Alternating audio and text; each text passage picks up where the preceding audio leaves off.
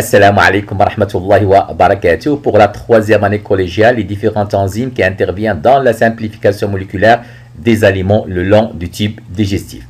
Alors, les aliments que nous consommons sont de grosses molécules. On parle dans ce cas-là des aliments organiques qui sont constitués des glucides, des protéines et aussi des lipides.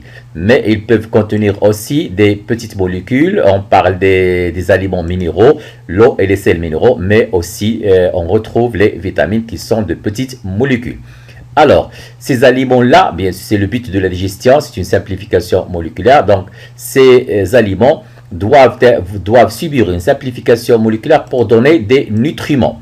Bien sûr, ces nutriments sont des micromolécules capables de subir une absorption intestinale pour passer dans le sang, c'est-à-dire le milieu intérieur.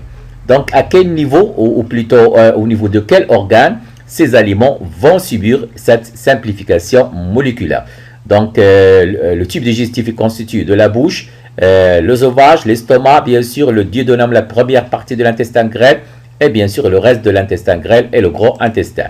Donc, ces transformations, plutôt ces simplifications moléculaires auront lieu au niveau de la bouche, au niveau de l'estomac et au niveau du duodénum, la première partie de l'intestin grêle. Commençons par les glucides.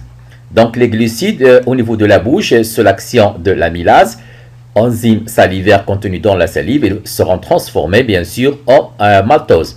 Au niveau de l'estomac, aucune enzyme capable bien sûr de simplifier, de transformer ces glucides-là, alors qu'au niveau du duodénum, on retrouve un certain ensemble d'enzymes capables de simplifier moléculairement tous les glucides.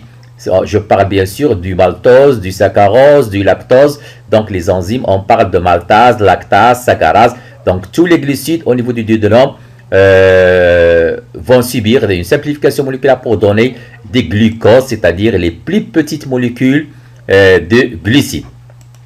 Alors que pour les protéines, comme vous le savez très bien, ils sont constitués d'un certain ensemble d'acides aminés. Au niveau de la bouche, aucune enzyme capable de les simplifier, de les transformer. Alors qu'au niveau de l'estomac, on retrouve dans le suc gastrique une enzyme, la pepsine, qui va transformer les protéines en polypeptides. Au niveau du duodénum, on retrouve aussi une enzyme, la protéase et la peptidase, capable de transformer les polypeptides en acides aminés. Et donc, les acides aminés sont les plus petites molécules des protéines. Effectivement, comme je viens de le dire, acides aminés. Alors que pour les lipides, aucune enzyme capable de les transformer au niveau de la bouche, de même au niveau de l'estomac, mais au niveau du duodénum, on retrouve bien sûr une enzyme, la lipase. Je pense que vous vous souvenez un petit peu, mais il y a l'intervention aussi de la bile qui facilite bien sûr l'intervention de cette enzyme, la lipase, qui va transformer les lipides en acides gras et aussi en glycérol. Alors, pour les aliments organiques, comme je viens de le dire, glucides, protéines et lipides, vont subir une simplification moléculaire pour donner des petites molécules, glucose pour les glucides, acides aminés pour les protéines, acides gras et glycérol pour les lipides. Alors, pour les petites molécules, les aliments minéraux, eau et sels minéraux et aussi les vitamines, ce sont des petites molécules, donc elles n'ont pas besoin d'être simplifiées moléculairement, donc elles gardent la même forme bien sûr des petites molécules. Effectivement, on le retrouve au niveau de l'intestin grêle, de même pour les vitamines.